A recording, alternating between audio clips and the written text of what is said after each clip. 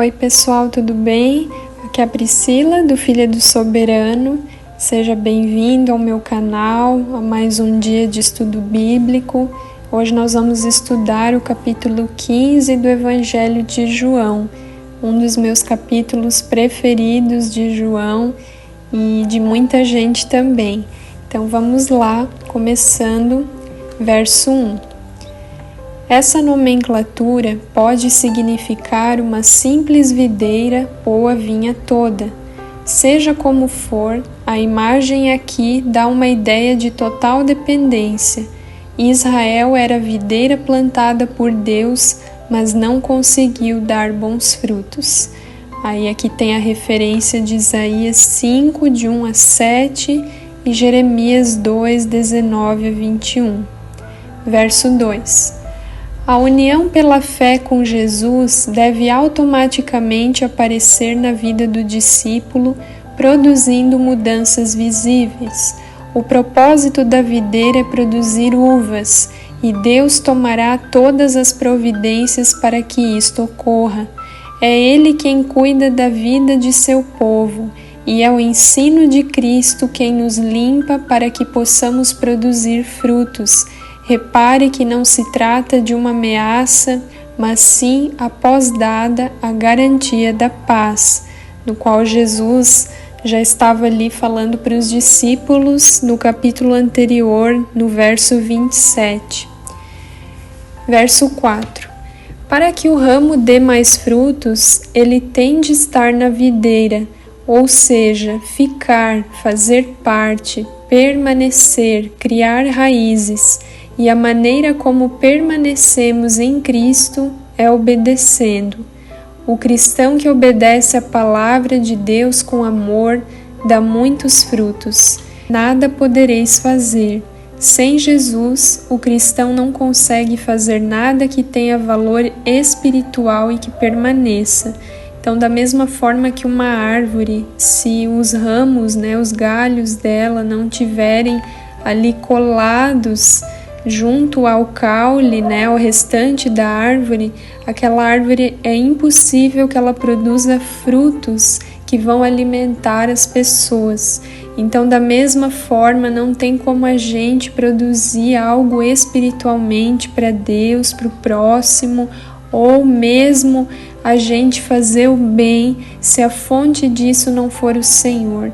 E a gente só pode dar fruto e fruto que permanece, que glorifica a Deus quando a gente tem um relacionamento de intimidade com Ele, permanecendo nele. Verso 6.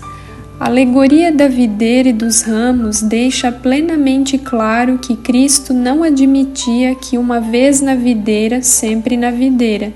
Pelo contrário, Jesus nessa alegoria faz uma advertência séria aos seus discípulos, mostrando que é possível um verdadeiro crente abandonar a fé, deixando Jesus e não permanecer mais nele, sendo por fim lançado no inferno.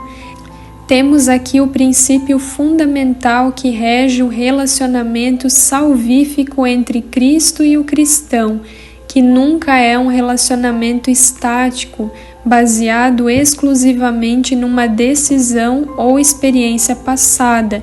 Trata-se de um relacionamento progressivo à medida que Cristo habita no cristão e lhe comunica a vida divina.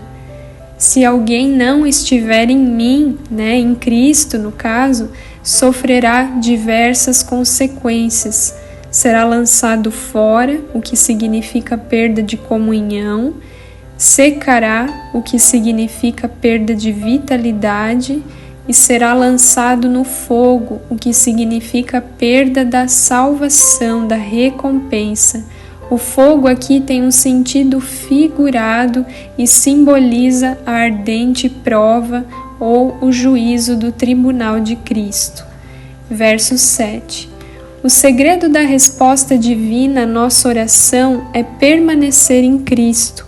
O princípio que Cristo ensina aqui é que quanto mais perto o homem viver de Cristo, pela meditação, estudo da palavra e comunhão com Ele, tanto mais suas orações estarão em harmonia com sua natureza e palavras, e, portanto, mais eficazes serão suas orações. Verso 10. Permanecereis no meu amor.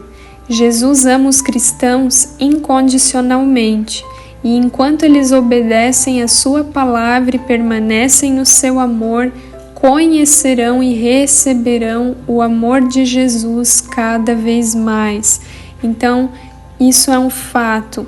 Deus ama a gente incondicionalmente, independente de quem a gente seja, do nosso comportamento, mas é possível que a gente experimente mais da revelação desse amor quando a gente se aproxima mais de Deus, tanto pela palavra como pela oração. Quanto mais íntimos de Jesus, mais a gente conhece as facetas do amor de Deus, e aí a gente não apenas entende e crê intelectualmente nesse amor, mas a gente sente e recebe. E isso é maravilhoso. Como diz lá o salmista Davi: o teu amor é melhor do que a vida, por isso meus lábios te louvarão. Verso 15. Aqui, Jesus tinha chamado seus discípulos de servos. Um servo recebe ordens para fazer as coisas e vê o que seu mestre faz, mesmo que não saiba o sentido ou propósito daquilo. Os amigos sabem o que acontece na vida dos outros amigos porque cultivam forte comunhão e conhecem uns aos outros. Então é lindo ver que a essa altura Jesus e os discípulos, eles já tinham caminhado, por bastante tempo juntos, eles faziam tudo juntos, eles faziam a obra, eles viajavam, iam de cidade em cidade, dormiam ali nos mesmos lugares, compartilhavam, faziam as refeições. Então eles tinham um relacionamento. E aí o próprio Jesus, o Filho de Deus, ele se coloca ali numa posição de igual, abrindo mão da glória dele, e ele chama eles não apenas de servos, mas de amigos. E amigo de Deus é não somente os discípulos, mas todo aquele que se aproxima dele, que desenvolve intimidade com ele. Verso 18 a 21. O mundo odiou a mim. Enquanto Jesus dizia essas palavras, os fariseus estavam planejando matá-lo. Já que o mundo odiava Jesus, não era surpresa alguma que odiasse os seguidores dele também. Então, às vezes, tem cristãos que se impressionam, pela perseguição que já existe em muitos países, uma perseguição perigosa, onde cristãos morrem por causa do Evangelho, por não negar a fé em Jesus. E a gente aqui no Ocidente, que experimenta de liberdade religiosa, muitas vezes a gente também experimenta um certo nível de perseguição, seja por crítica, seja por deboche, por implicâncias de pessoas que não respeitam a nossa fé. E não deveria ser uma surpresa para a gente isso, porque se o próprio Jesus sofreu perseguição, e até mesmo por parte daqueles que eram religiosos, que eram da própria sinagoga, quem dirá a gente, meros mortais, seguidores de Jesus? Com certeza a gente também vai experimentar em algum nível, pelo menos, até o fim da nossa vida. Que Deus realmente dê forças, para todos os que passam por isso, para que a gente seja fiel a Ele e a nossa fé nele até o fim. Versos 26 e 27 para encerrar.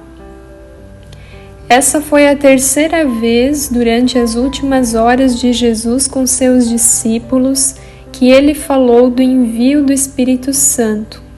Consolador também pode ser traduzido por conselheiro. O Pai e o Filho estavam envolvidos na vinda do Espírito. tanto o Espírito como os discípulos capacitados por ele testificariam de Jesus. Amém? Então, você deve ter se dado conta, assim como eu, que uma palavra que esteve bastante presente no estudo de hoje foi permanecer ligado na videira que é Cristo, unido a Ele, em santidade, em relacionamento, em oração, em leitura da palavra, que a gente possa permanecer em Jesus até o fim dos nossos dias, para que lá no final Ele mesmo seja a nossa recompensa. Amém? Que Deus te abençoe, que você tenha um lindo dia e eu espero você amanhã. Fique na paz.